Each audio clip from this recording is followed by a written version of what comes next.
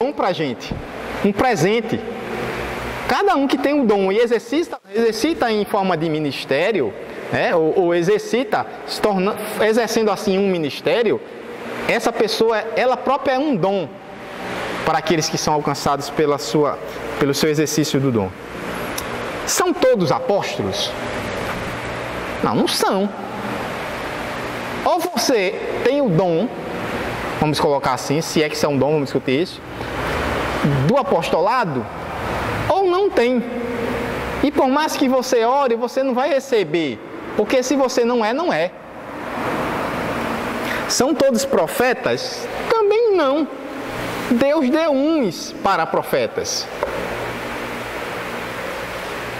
São esses que são. Os outros não serão nunca. São todos mestres? Tem todos dom de realizar milagres?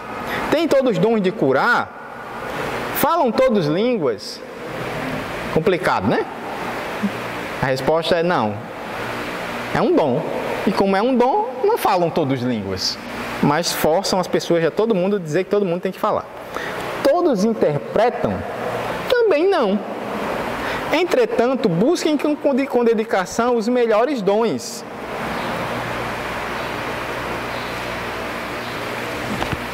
Busquem os melhores dons.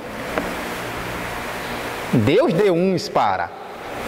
Então será que se a gente orar e buscar a Deus e jejuar e fizer um monte de sacrifício, um monte de coisa, será que Deus em algum momento da nossa vida, Ele vai e diz, Ele está pedindo tanto, merece, eu vou acrescentar esse dom na conta dele? Me parece que não corresponde ao que ele vem dizendo antes. Isso aqui é uma...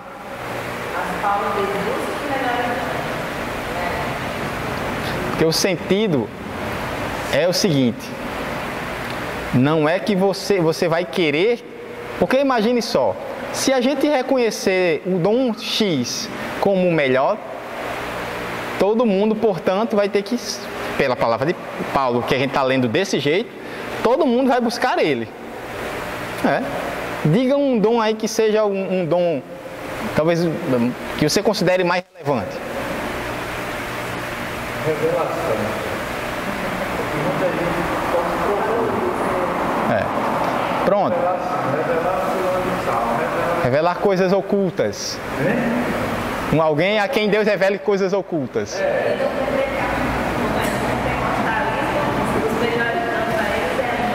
Pronto. Vamos colocar as línguas. Vamos dizer que as línguas, logicamente nesse caso, junto com a interpretação, né, uma casadinha, um pacote aí, são os melhores dons. Então, todo mundo vai buscar ele. E o que vai acontecer com os outros? Não são os melhores. Mas todos os dons não são necessários. É preciso que tenha todos os dons para um pleno funcionamento, né? É como se a gente achasse que o braço direito é o melhor membro, é o melhor dom, e a gente começa a exercitar ele e ele vai ficar parrudão. E o outro, você gostaria de um corpo assim? Eu não entendo muito não dessas coisas. Será que essa tradução é de buscar e fazer os melhores dons?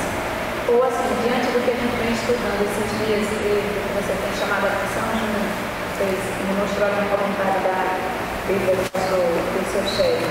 Será que não seria, ao invés de buscar fazer os melhores dons, considerando que existem dons que são melhores que outros, mas buscar com zelo, entre aspas, melhorar o seu dom ou exercê-lo de forma melhor?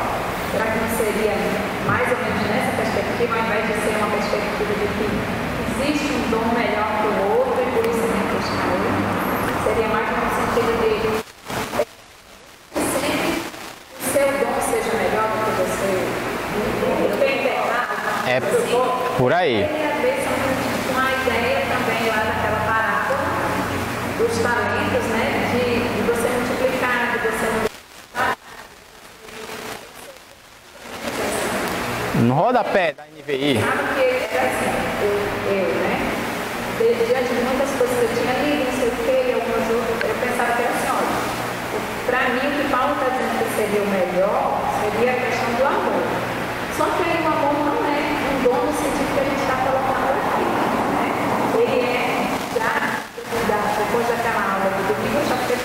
ele é o que vai permear todos os dons, porque se não tiver amor, nada vai. Então não é essa a ideia de que o melhor dom seria o amor. O rodapé da minha NVI, ela diz: vocês estão buscando os melhores dons. Mas Júnior vai falar, mas é isso aí que você acabou de dizer.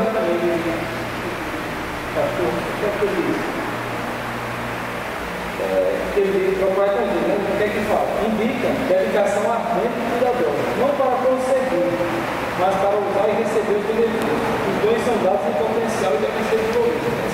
Essa mesma linha. É exatamente isso. E eu acho que até É só ver o contexto, que não vai, a interpretação corrente que a gente vê por aí, ela não casa com o contexto. Então, não é o contexto está errado, é a nossa interpretação. e até ele insistisse, né? Ao complementa, né? Procurar entender e eu passo a mostrar também sobre a nossa excelência. Olha, essa ideia de unidade e amor, ele vai dizendo: olha, Deus deu a cada um dons diferentes para que todos consigam, portanto, tornar um corpo de Cristo equilibrado e sadio, que cresce, que se desenvolve.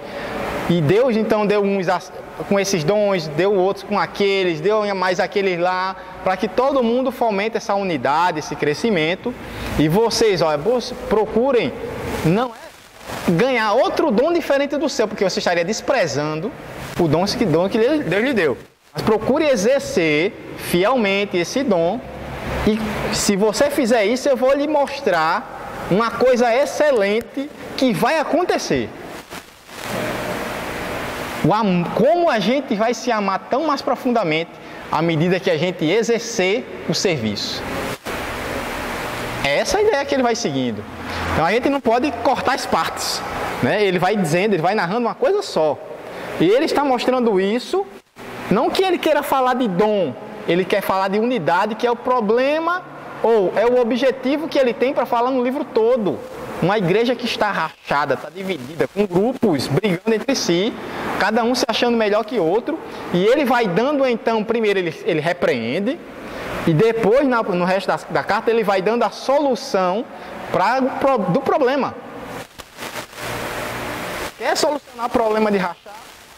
Cada um torne-se humilde e passe, ao invés de brigar para ser o melhor, para destacar o seu dom como sendo superior ao outro, passe a em amor, movido por amor, servir ao outro, e você vai ver como o amor e unidade do Espírito vai acontecer. Então essa é a leitura desses dois capítulos, certo? É a solução para que a gente encontre a unidade. Não há unidade na igreja senão pelo amor ou pelo serviço amoroso. Pelo serviço movido por amor.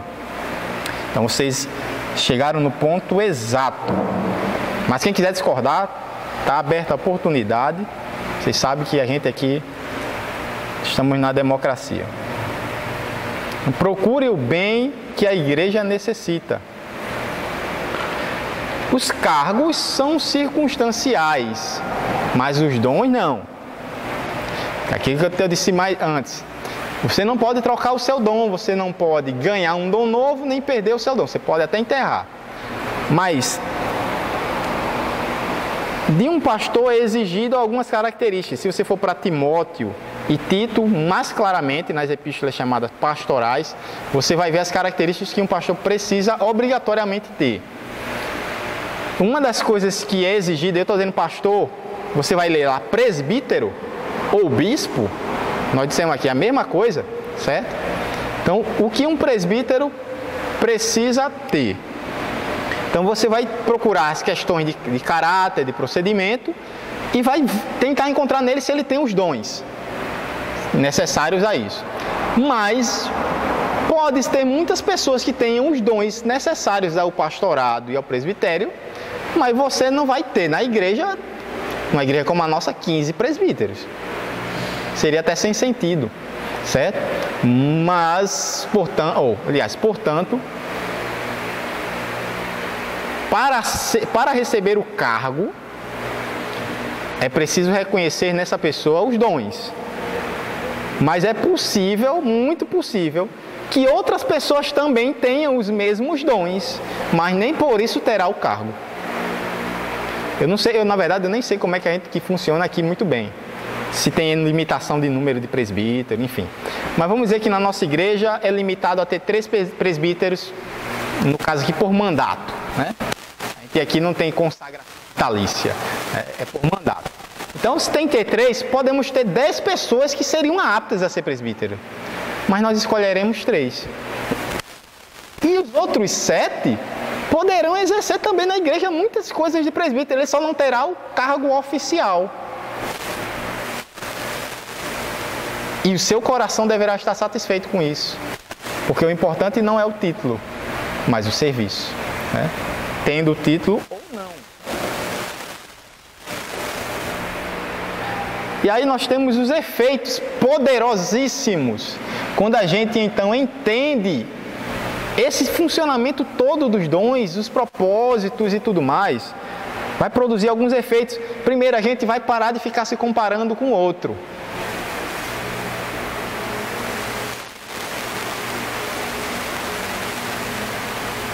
A inveja.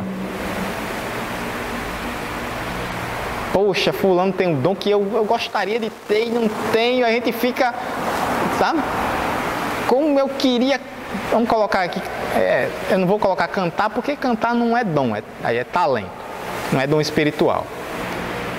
Como eu queria pregar como o pastor Misael. Poxa, mas eu queria ter esse dom, mas eu não consigo pregar muito bem e tal. Mas eu só sei servir, mas... Não tem isso. Embora pode ser até que você tenha o dom e não tenha descoberto ainda, como o Sandra diz. Você só saberá exercitando. Com o tempo é que vai lhe dizer, o exercício é que vai lhe dizer se você tem o dom ou não. Embora todos nós podemos, um domingo à noite, receber uma oportunidade e trazer uma palavra que seja edificante, né? Mas não necessariamente essa pessoa terá um dom de pregar ou de ensinar. Então a gente para de ficar se comparando com o outro e se foca no melhor que eu posso fazer. O que é que eu faço bem? Eu tenho que achar o que é que eu faço bem e me focar nisso. Por quê? Porque quando a gente pensa assim, fica se comparando, na verdade a gente não está preocupado em servir, a gente está preocupado em aparecer. Ninguém inveja quem tem dom de misericórdia. Oi? Isso, contribuição, misericórdia. Ninguém inveja essa pessoa. Ninguém quer ter o dom dela. Você já imaginou? Aquela pessoa que ela consegue também, assim, eu ouvindo o pastor Heber Campos Júnior.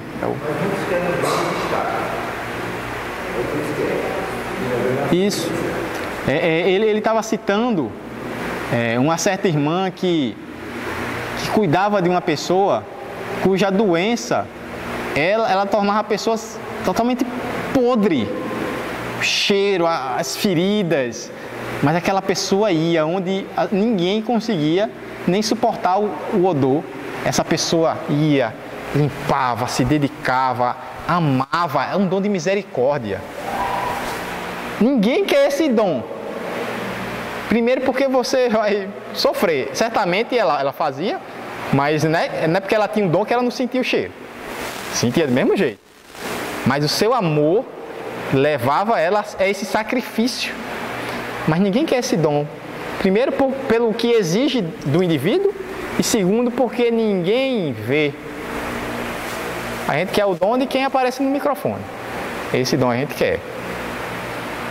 Então a gente para de se comparar quando a gente entende o dom e a gente entende que a gente é uma engrenagem, a gente é um membro que será útil não ficando se lamentando pelo dom que não tem, mas exercendo muito bem o dom que a gente tem. Por exemplo, eu não sei se é porque ninguém vê, quem vai dar nesse negócio aí, né? Uma conta de uma pessoa que vai acontecer e a gente sente de longe. Eu acho que vê, mas não quer.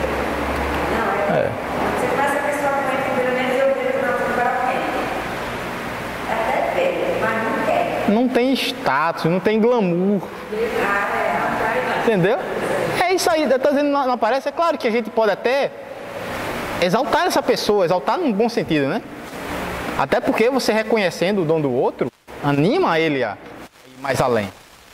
Mas não tem, eu gosto dessa palavra, glamour, não tem o brilho. Então ninguém quer, sabe? Então a gente para com esse negócio de se comparar. Paulo diz aos Gálatas, ó, capítulo 6, versículo 4 ao 6, cada um examine seus próprios atos, e então poderá orgulhar-se de si mesmo. Olhe para si, olhe para o seu potencial, sem se comparar com ninguém, pois cada um deverá levar a própria carga. Está condenando esse negócio de a gente ficar se comparando com os outros. Né, Simone? Cuidado, quando você veste uma roupa, deve vestir porque se sente bem. E não porque as outras irmãs da igreja vão ver e vão elogiar, viu? Cuidado. Assim é com os dons. A gente deve exercer não porque as pessoas vão aplaudir, vão aprovar, dar tapinhas nas costas, mas porque as pessoas vão ser servidas e Deus vai ser glorificado. Qualquer motivação que fuja disso é uma motivação diabólica. Não só carnal, diabólica. Evita também a falta de reconhecimento mútuo. Porque a gente fica assim, ó, exigindo que todo mundo tenha o nosso tom e exerça do nosso jeito. Porque senão, parece que não presta. Quando a gente está numa igreja sadia, onde cada um entende esses dons e cada um tem os seus próprios dons e fica pensando na unidade e não simplesmente no seu ego, uma coisa que vai acontecer é que a gente vai começar a reconhecer um monte de deficiências que eu não posso suprir para mim mesmo. Mas outro irmão vai chegar junto e vai me suprir. Né? O que será de mim, braço, se não tiver as pernas e os pés que me levem a algum lugar? Os olhos que me façam enxergar onde eu vou pegar? A pele que vai me ajudar a sentir peso, textura, né? Até a dor que vai me auxiliar, né? A me proteger. Então, todos esses elementos. Então, quando a gente vai começando a se enxergar naquilo que nós temos o dom, mas no resto do mundo todinho, do universo todinho que a gente não tem, porque a gente tem 1, 2, sei lá, 3 dons, olhe lá, né? Geralmente a gente tem 1 dom, 2 dons e mais do que isso é difícil encontrar alguém. Quando a gente começa a enxergar um monte de coisas que a gente não tem, a gente começa então a perceber o quanto a gente precisa do outro. O quanto o outro precisa de mim, mas o quanto eu preciso dele também. E isso vai me fazer levar exatamente ao reconhecimento do serviço do outro. Isso é importante demais. Quando a gente entende que o que tem dom de misericórdia, de contribuição, mas também o que tem dom de ensino, pregação, o que tem dom de servir, né? Quanto a gente precisa dessas pessoas. Eu ajudo numa área, ele ajuda em todas as outras. É a história que eu falei do feijão, do arroz e da carne, cada um só tem um. Pode comer muito arroz, o outro pode comer muita carne, o outro pode comer muito feijão. Mas como eu queria comer um pedacinho de feijão e um pouquinho de carne, um pouquinho de feijão e um pedacinho de carne também. Então vamos dividir em 3, cada um a parte do nosso, que a gente vai comer a comida bem mais saborosa. Essa é a ideia. Então a gente vai reconhecer o valor que tem, exatamente porque a gente percebe que não tem. Então, o dom, entender os dons espirituais evita que a gente fique se comparando, mas também nos faz reconhecer e exaltar o exercício do dom do outro na minha vida também. Ensinando assim a valorizar o dom alheio. Romanos capítulo 1, versículo 11 ao 12. Olha o que é que o apóstolo Paulo, viu?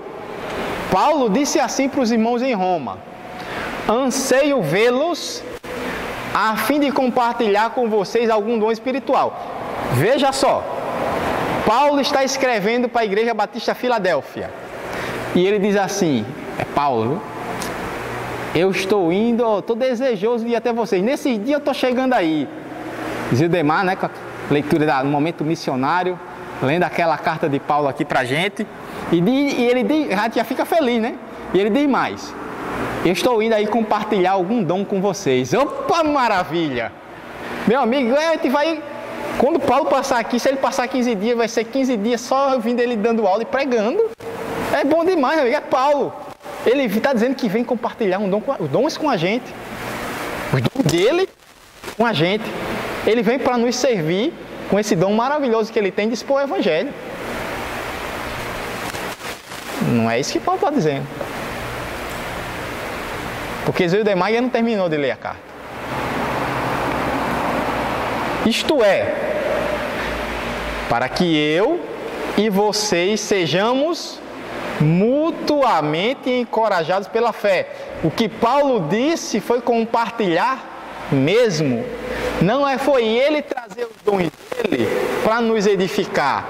Foi ele trazendo os dons dele para ele nos edificar e ele ser edificado com os nossos dons na vida dele. O apóstolo Paulo está dizendo, eu preciso ser edificado por vocês, pelos dons que vocês têm. Percebe o quanto Paulo reconhece que, embora sendo quem é, tendo o ministério que recebeu, há um monte de brecha ainda na sua vida que ele precisa ser tapada, ser preenchida com dons que outras pessoas têm. E ele não tem. E parece ser assim. A gente começa então a perceber o quanto precisamos um dos outros. Essa é a cura. Tudo que a gente está falando aqui é a cura que nos traz unidade. Ou se a unidade é a cura, como a gente produz unidade? Está aqui, gente. Qual é o mistério disso? Também disse aula passada. Eu não estou dizendo que é fácil, que é simples, que é um passe de mágica. Não é assim. Mas a receita a gente já tem. Já temos. Alguns ovos terão que ser quebrados. Mas a receita está aqui, certo? Precisamos quebrar esse tal do eu. Também fardos são desfeitos. A gente não pode ser exigido pelo dom que a gente não tem. Eu ouvi muitas vezes na minha vida, embora nunca tenha dado ouvidos a isso, mas ouvi muitas vezes a pessoa chegar no púlpito, aquela pessoa que tem esse dom de ir, de evangelizar, sabe? Ele consegue se aproximar de uma pessoa com uma facilidade e falar de Jesus assim do nada. Consegue produzir essa conversa, esse diálogo, e consegue falar de Jesus e consegue explicar o Evangelho de uma maneira tão simples para quem nunca viu antes. Aí 3, 4 pessoas creram a partir do evangelismo dele naquele ano. Aí ele chega aqui no dia 31, na retrospectiva.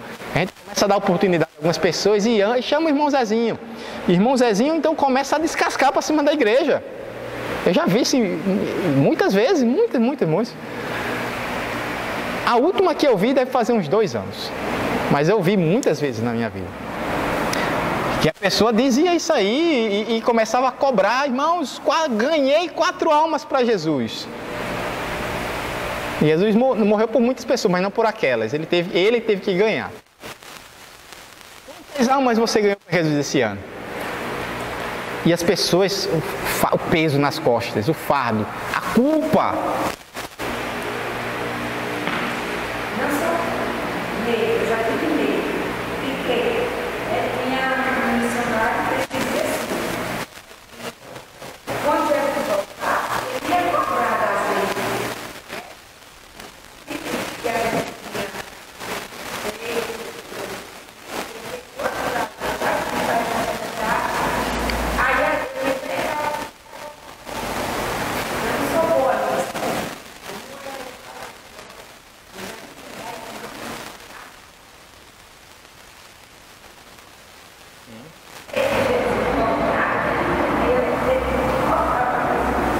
Já falei de Jesus muitas vezes para muitas pessoas.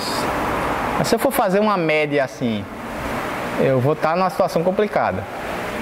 E se eu for contar quantas pessoas creram, assim, pelo menos na hora, você planta a semente, você não sabe o que vai acontecer. Mas na hora, nunca ninguém creu. Mas eu não me sinto culpado por causa disso. Eu me sentiria culpado se eu me omitisse nas oportunidades que surgem de eu falar de Cristo. E sempre eu cito um versículo, sempre eu falo de uma verdade das Escrituras quando algum tema, alguma pessoa está falando, até no quartel. Olha, Jesus disse um negócio interessante sobre isso aí. Aí eu começo a falar da palavra de Deus, porque não é só falar Jesus, Jesus, Jesus. Ensinar tudo que a Bíblia mostra. Inclusive a oportunidade onde estava falando sobre relacionamentos extraconjugais, para não falar em outras palavras aí, de eu então me pronunciar, dizer, olha, isso parece legal, mas eu nunca vi ninguém realmente, de forma duradoura, conseguir um prazer assim, permanente na vida. Pelo contrário, é só perda de dinheiro, perda de família, perda de paz, por causa dessas coisas, e aí entrar na Bíblia, né? Entrar no que a palavra de Deus nos diz. E